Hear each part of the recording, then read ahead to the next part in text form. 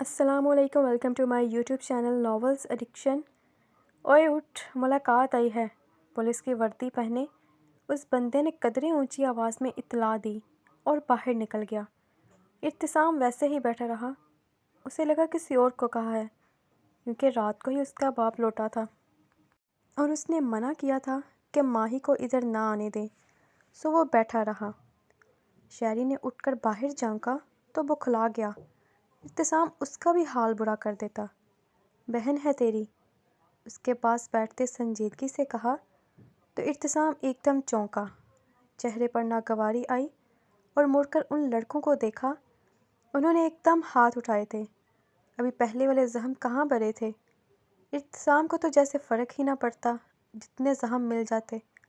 ارتسام اٹھ کر سلاخوں کے پاس آیا اور یوں کھڑا ہوا کہ اندر سے وہ جھانک نہ سکے۔ بھائی، مہیرہ تڑپ ہی تو گئی تھی اسے دیکھ کر، چہرے پر جا بجا نشان، بکھرے بال، سرخ آنکھیں اور گریبان کے کھلے بٹن۔ یہ اس کا بھائی تو نہیں تھا۔ کیوں آئی ہو یہاں؟ تمہیں کتنی بار کہوں مت آؤ۔ وہ ایک دم غصے سے بولا۔ وہ جو پہلے ہی رو رہی تھی اور رونے لگی تھی، منہ پر ہاتھ رکھ کے کیا کر دیا تھا اس کے بھائی کا۔ آئے نور حیرت و دکھ اور خوف سے اسے دیکھ رہی تھی۔ یہ کیا بن گیا تھا وہ؟ آنکھوں میں اتنا سرد پن، چہرے پر زخم ہی زخم۔ وہ ارتسام تو اسے نہ لگا۔ بے ساختہ اس نے موبائل پر گرفت سخت کی اور لبوں کے ذریعے گہرا سانس لیا۔ بھائی، یہ کیا؟ اس سے بولا نہیں جا رہا تھا۔ ماہی، رونا بند کرو، اس نے بمشکل لہجے پر قابو پایا۔ تمہیں یہاں نہیں آنا چاہیے تھا۔ اب وہ کافی سنجیدگی سے بولا تھا۔ یہ جگہ ایسی نہیں تھی کہ وہ آتی۔ میرا دل گھبرا رہا تھا اور کل تاریخ بھی ہے۔ بابا لا نہیں رہے تھے۔ وہ بار بار آنسو صاف کر رہی تھی، بار بار چہرہ بھیگ رہا تھا۔ تاریخ نہیں، فیصلہ ہوگا کل۔ حازم اتنا لٹکائے گا نہیں، وہ اسپاٹ لہجے میں بولا۔ جانتا تھا کہ وہ پریشان تھی، بلکہ سب ہی پریشان تھے۔ مہیرہ اور گھبرا گئی۔ فیصلہ؟ کیسا فیصلہ؟ ارتسام تلخی سے ہنسا۔ جج بک چکا ہے، کل میرے خلاف ہی ہوگا فیصلہ اور پھر جیل میں بھیج دیا جائے گا یقیناً۔ وہ شاید سب جانتا تھا۔ مہیرہ کے لیے کھڑا ہونا مشکل ہوا۔ خوف سے رنگت پیلی پڑ گئی۔ ڈر تو آئے نور بھی گئی تھی۔ اب کیا ہوگا؟ وہ بمشکل بول پائی تھی۔ اب کیا ہو سکتا ہے؟ مگر تم فکر نہ کرو، سچ زیادہ دیر چھپ نہیں سکتا اور جھوٹ چل نہیں سکتا۔ کوئی نہ کوئی سبب ضرور بنے گا۔ وہ سنجیدہ تھا کافی۔ اس کا باپ اور دوست رضا ہر ممکن کوشش کر رہے تھے، اور رضا کو ہی کسی نے بتایا تھا۔ نہ بھی بتاتا تو وہ جانتا تھا کہ یہ سب ضرور ہوگا۔ پیسہ سب خرید چکا تھا۔ بھائی نہیں، کل اب گھر آئیں گے مجھے نہیں پتا۔ وہ چپ ہی نہیں ہو رہی تھی۔ اتنا سب ہو جائے گا اس نے کب سوچا تھا؟ دل تھا کہ پھٹنے لگا تھا۔ تم رونا بند کرو اور پریشان نہ ہو۔ رضا کوشش کر رہا ہے۔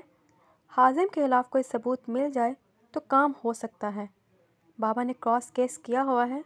اب دیکھو، وہ کوئی جھوٹی امید نہیں دینا چاہتا تھا۔ کیسے ہوگا؟ سب ہو جائے گا اور تم کل نہیں آؤ گی۔ جیل میں چلا گیا تو آ جانا ملنے، مگر یہاں نہیں۔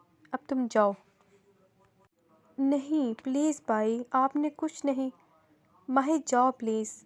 وہ کافی سنجیدہ تھا۔ وہ روتے ہوئے باہر بھاگی تو ارتسام کی نگاہ اس پر گئی، جو اسٹل کھڑی خوف زدہ نگاہوں سے اسے دیکھ رہی تھی۔ اسکائی بلو شرٹ کے بازو نیٹ کے تھے، جن کے بازو صاف نظر آ رہے تھے۔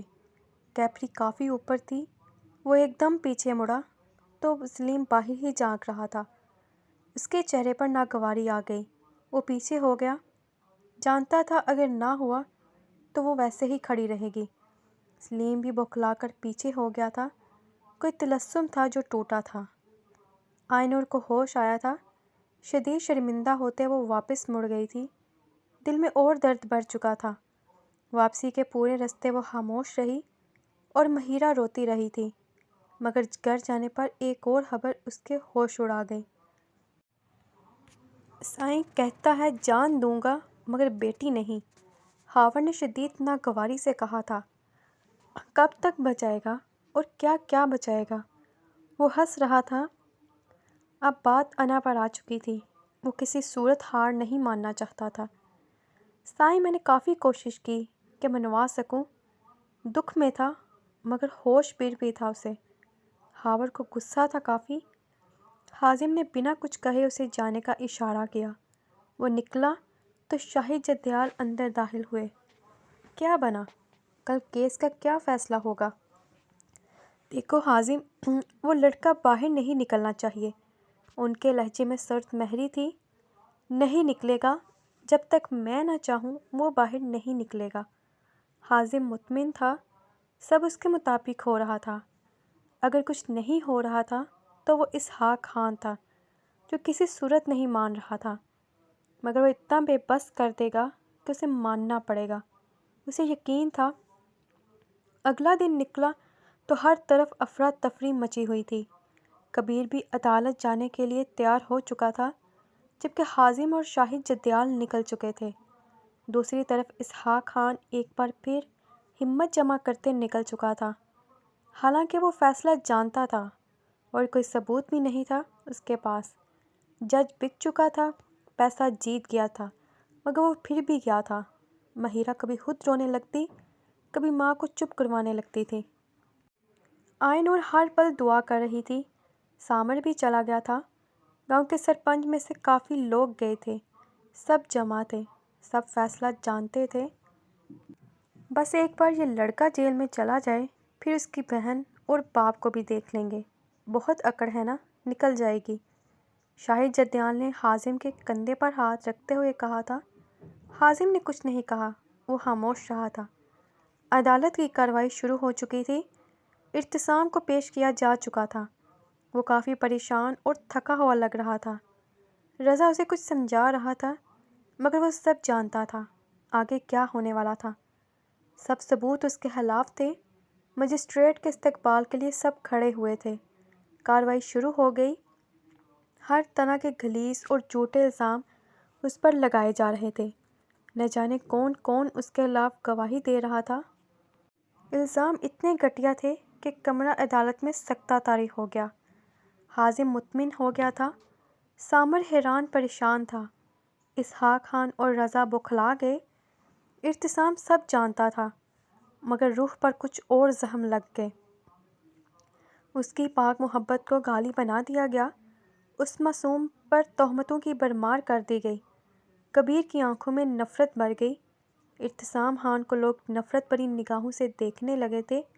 آبجیکشن، وکیل نے بول کر کچھ کہنا چاہا۔ Objection over ruled. مرئی وکیل کو اپنی بات کہنے دیں، موقع آپ کو دیا جائے گا۔ مگر اس کے وکیل کے پاس کہنے کو کیا بچا تھا؟ ارتسام نے ہتھ کڑی لگے ہاتھوں سے دیوار کو تھاما تھا۔ وکیل چلا چلا کر اس پر الزام لگا رہا تھا، مگر وہ اب نہیں سن رہا تھا۔ نہ جانے کب کون گواہی دے رہا تھا، جن کو اس نے دیکھا بھی پہلی بار تھا۔ کمرہ عدالت میں افراتفری مچ گئی۔ اس نے آنکھیں بند کر لیں۔ اتنی ذلت! اس کی محبت رسوا ہوئی۔ اس کے باپ کو گالیاں ملی۔ ہتھوڑی کی گونج پر بھی اس نے آنکھیں نہ کھولیں۔ نہ جان مجسٹریٹ نے سب کو خاموش ہونے کا حکم دیا تھا اور پھر سزا سنا دی گئی تھی، مگر اس نے نہیں سنا۔ حازم طنزیہ ہنس دیا تھا۔ رضا اور اس کے باقی دوست چلا رہے تھے، کچھ کہہ رہے تھے۔ اہلکار اسے کھینچ کر لے جا رہے تھے۔ وہ کچھ بھی نہیں بولا۔ لب سل گئے، الفاظ مر گئے۔ احساس کا خون ہوا۔ اسے جیل میں شفٹ کر دیا گیا۔ اس کا لباس جیل کے محسوس سفید لباس میں تبدیل کر دیا گیا۔ ہزاروں لوگوں میں وہ تنہا بیٹھا رہا۔ اس کا باپ اور کتنا ذلیل ہوا، اسے کوئی خبر نہیں تھی۔ رضا اور اس کے دوست اب بھی پاگلوں کی طرح گھوم رہے تھے۔ پیسہ جیت گیا اور وہ ہار گیا تھا۔ ہار کا دکھ اتنا نہیں تھا جتنی یہ تکلیف مار رہی تھی کہ اس معصوم پر تہمتیں لگائی گئیں۔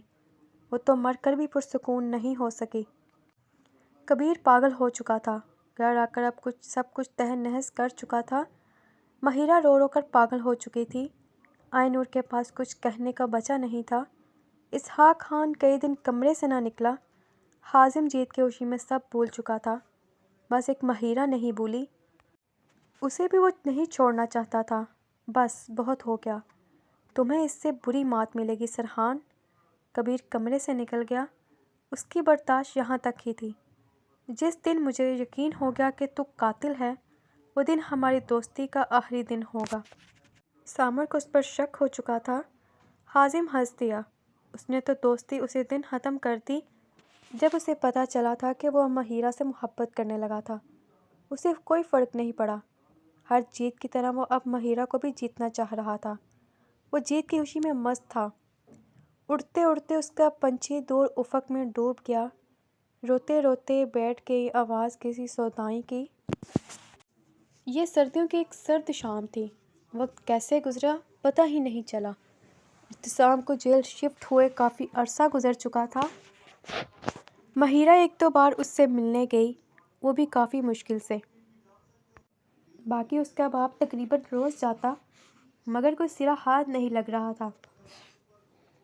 جب سے رملہ بڑی تھی تب سے اسحاق خان نے مہیرہ سے بات نہ کی۔ وہ خفا بھی نہیں تھے، ہر جگہ اس کا ساتھ دے رہے تھے، مگر اس سے بات نہ کرتے۔ ان کے مطابق اگر مہیرہ اس خاندان سے دوستی نہ کرتی تو شاید ابھی حالات مختلف۔ آئے نور تقریباً روز آتی، مگر دل کسی کا نہ بہل سکا تھا۔ سامر اور مہیرہ کی پھر ملاقات نہ ہوئی، اور حالات نے شاید اسے وہ چند ملاقاتیں بھی بھلا دی یا پھر یاد نہ آ سکیں۔ جبکہ دوسری جانب سامر کو اور کچھ یاد نہیں تھا۔ وہ اسے شدید چاہنے لگا تھا اور اب پانے کی تمنا کر بیٹھا تھا، مگر وہ کہیں نظر ہی نہ آتی۔ اس کی برداشت ختم ہوتی جا رہی تھی۔ البتہ اس نے اپنا ایک خاص بندہ رکھا ہوا تھا جو ہر پل کی خبر دیتا۔ وہ ہرگز اس سے بے خبر رہ کر پھر پچھتانا نہیں چاہتا تھا۔ حازم اسے وارن کر چکا تھا، وہ مہیرہ پر آنچ بھی نہیں آنے دے سکتا تھا۔ اس کا شک جیسے یقین میں بدلتا جا رہا تھا، حازم ہی قاتل تھا، مگر بات ساری آ کر ثبوت پر رک جاتی۔ اس کے پاس کوئی ثبوت نہیں تھا۔ اعتصام کبیر سر توڑ کوشش کر رہا تھا۔ اعتصام کے دوست بھی لگے ہوئے تھے، مگر وقت شاید ابھی حازم کا ساتھ دے رہا تھا، جو کوئی کڑی ہاتھ نہ لگ رہی تھی۔ کبیر کافی بار ان کے گھر آیا، مہیرہ سے بات کی، مگر آج وہ خالی ہاتھ نہیں آیا تھا۔ اب وہ سامنا کرنا چاہتا تھا۔ کیسا لگا آپ کو ناول؟ سبسکرائب اور لائک لازمی کریے گا۔ اوکے، اللہ حافظ۔